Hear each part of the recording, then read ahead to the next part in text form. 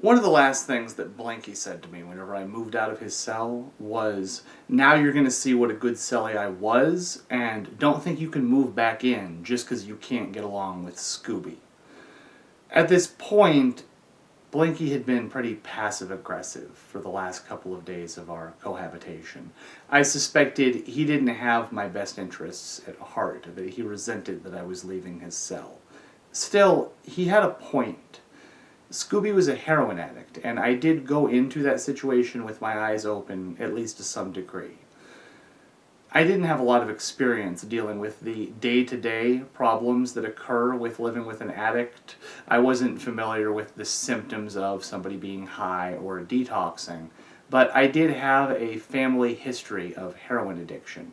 I was related to a number of heroin addicts. So I was familiar with the fallout that can occur whenever drugs just change the way somebody sees the world and the way they interact with the people they love. I resolved, whenever I moved in with Scooby, that I'd be polite and I'd be friendly, but that I wouldn't connect too deeply with him, because whenever an addict makes choices that hurt himself, he inevitably hurts the people who care about him and love him too. This was a common sense decision to not get too friendly with an addict. But to some degree, it was also me being an ass. I was prejudging the guy. I was deciding I wouldn't be his friend before I even really knew him. And thank goodness that it didn't work out the way I planned. The first real icebreaker was the magic rat that Scooby saw the first night that I moved in, which I've talked about before. Things calmed down after that. He slept for a couple of days, we had a nice meal, and we kind of established a routine as cellies.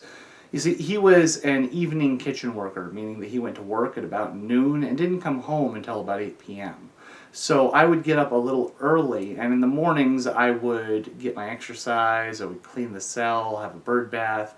I would do the things that I needed to do in the cell so that I'd be out of his way by 8 a.m. or so. This way, he had time to do the things he needed to do before he went to work without me being in his way. This seems like a small thing, but whenever two men are living in a room the size of a bathroom, really, having a schedule, a routine, and small courtesies about who's in control of the cell when, it's vital to really being able to get along. After a couple of weeks of just routine and living together, Scooby one day after lights out had told me, "Hey Aaron, I need some help with a project.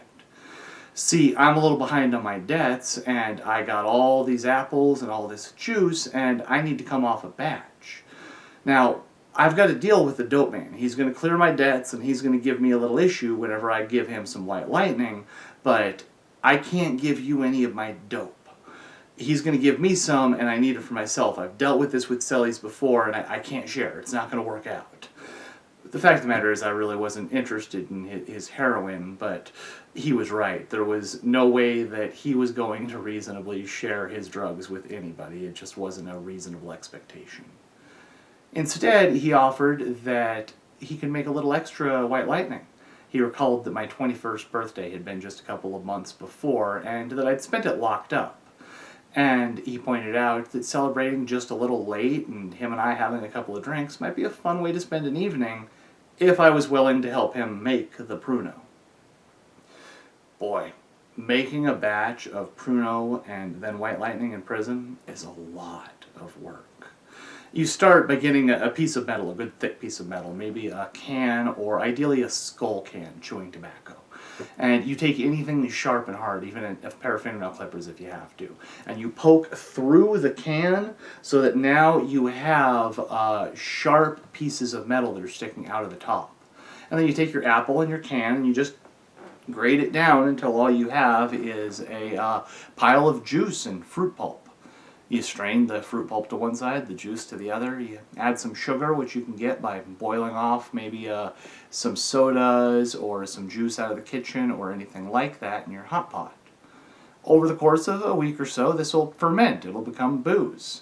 And then you can take that Pruno, the booze, and you put it into any kind of cooking container like a hot pot. You create an airtight seal around it with a plastic bag and you turn the hot pot on.